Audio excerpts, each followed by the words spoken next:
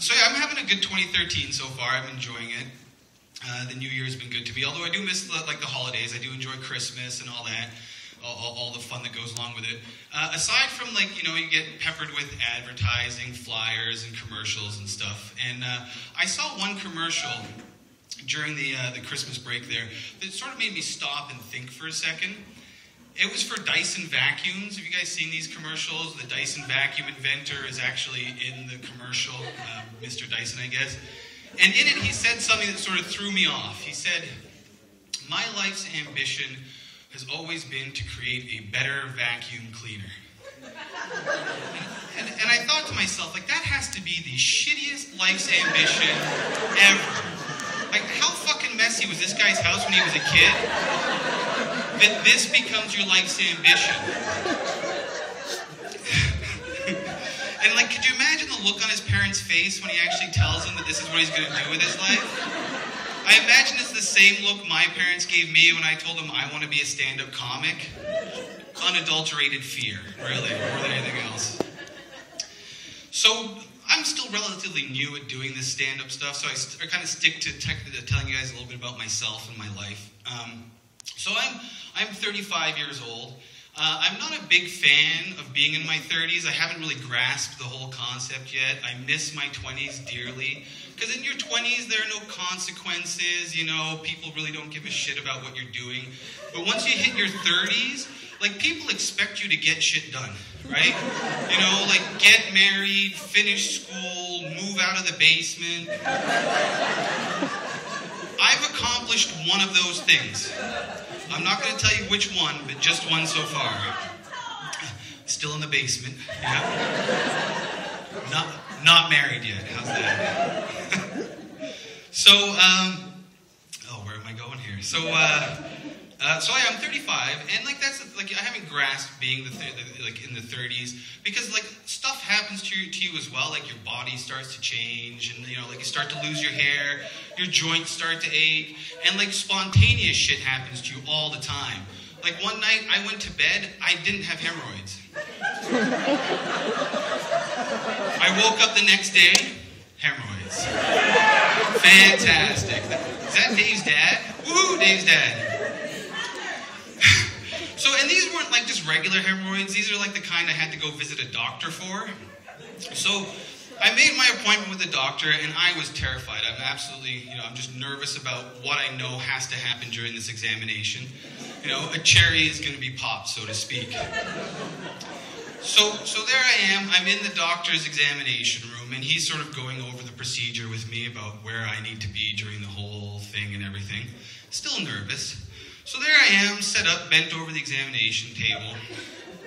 And right before it's about to start, the doctor, he sort of reaches around me, shows me his gloved right index finger with a liberal amount of lube on the end of it. As if to prove to me that he'd be using these items during this course of the examination in case I didn't trust him. I'm bent over an examination table in a very small doctor's office with my pants and underwear around my ankles, and the doctor's standing behind me with a flashlight strapped to his forehead. Looks like he's about to go on some sort of fantastic voyage. I'm pretty sure I had indicated all kinds of trust to this fella at this point in time. So I'm not sure what I'm supposed to be doing right now. So there I am, I'm bent over, I just turn and I look. And I give him a nod. And he nods back at me, and things start. Now, I'm not sure what I was approving at that point in time. I could have been approving the amount of lube being used. I may have been approving the size of his finger. I'm not really sure. But nevertheless, we were well underway here. Now, like I said, I'd never had this happen to me before, so I have no idea how long this should take. I'm ballparking 30, maybe 45 seconds. So there I am, 1 Mississippi, 2 Mississippi, 3 Mississippi. And as I get closer to that number I've assigned in my head for this to end, all of a sudden the doctor says, "You know what, Mark? While I'm in here, I'm going to check your prostate too." do you mean while you're in here? This is not a leisurely stroll around the mall.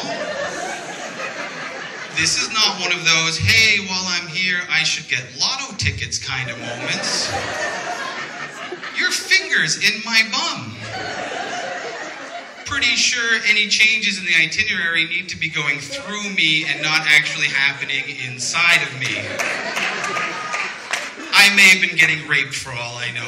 I don't know. So eventually the procedure comes to an end.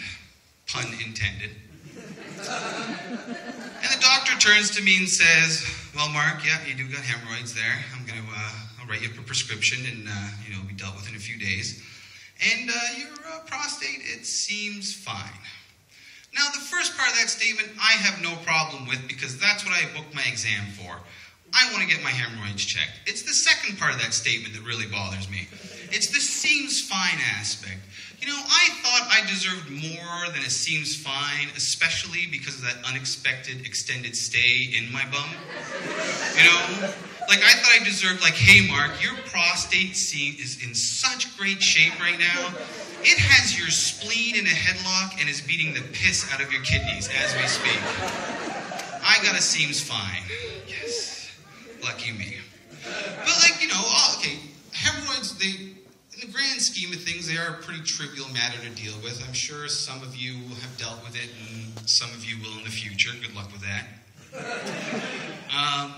But people, we're constantly being inundated and having to deal with, different kinds of illnesses and sicknesses and stuff like that. Has anybody noticed in the last few years, we have been getting screwed over by the animal kingdom? Right? First it started with bird flu, mad cow disease, swine flu, chicken pox, Charlie horse. I'm just taking a guess and a shot in the dark, but be prepared for some sort of goat herpes epidemic in the near future. Just be prepared, wear condoms, do what you gotta do. And right now, I am getting screwed over by my own piece of the animal kingdom at home right now. Are there any pet owners out here? Dogs, cats? Yeah, everybody likes having a pet. They're fantastic. I have a dog at home. His name is Linus. Now, Linus, he's 15 years old. I got him from the Humane Society when he was 11 weeks old. Longest committed relationship of my life. That is my mother's least favorite joke right there, too. Truth hurts, really, doesn't it? But Linus, I've noticed lately, he's gotten to a certain stage in his life, the stage that he just doesn't give a shit anymore, right? He just, about me or anybody else, right? Because I think he's realized he's past his expiry date as a dog, so any day now, he could just drop dead. So he's fuck it, I'm just going to enjoy every moment now. Before he used to beg for food, and now he'll just come along and take it. If I'm sitting in the lazy boy, he doesn't understand why he can't be sitting in the lazy boy at the exact same time as me. Before, when he used to need to take a shit, he'd sit by the back door and bark. Do you know what he does now to let me know he needs to take a shit? He shits in my living room. While I'm there. Now, I will admit, I am somewhat impressed by his indifference towards my presence during this transaction. It's pretty ballsy of him, but he's gotten so lazy, he doesn't even stop anymore. He just strolls through and lets shit fall out of his ass like a fucking horse. That's just the way it goes, right? Now, I have friends, and they will sit there and they will defend him to no end. Well, Mark, Linus, he's 15 years old. It's incontinence. He can't control his bowels anymore. And that's bullshit. Do you know why I know this is bullshit?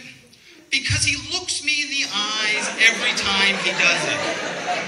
And then when he's done, he turns, looks at the steaming pile of shit he's left on my floor, and then reestablishes eye contact with me. Just to confirm we're both on the same page about what just happened here. And it's not like I can start beating the dog to teach him a lesson. And it's not like I can just leave him there to wallow in the smell of his own shit. Because, well, first of all, it's my living room. And second of all, I've seen him eat his own shit before. I can't imagine the smell of it's going to bother him all that much, to be honest with you. I'm a 6'2", 220-pound, 35-year-old male, and I'm living at the mercy of a 15-year-old, 65-pound dog who, by all accounts and veterinary data, should be dead by now. I go to bed at night in fear, because I know that one day I'm going to wake up and he's going to be in the middle of giving me a Cleveland steamer and looking me in the eyes while he does it. Anyway, guys, I hope you enjoyed that set. Thanks for coming out.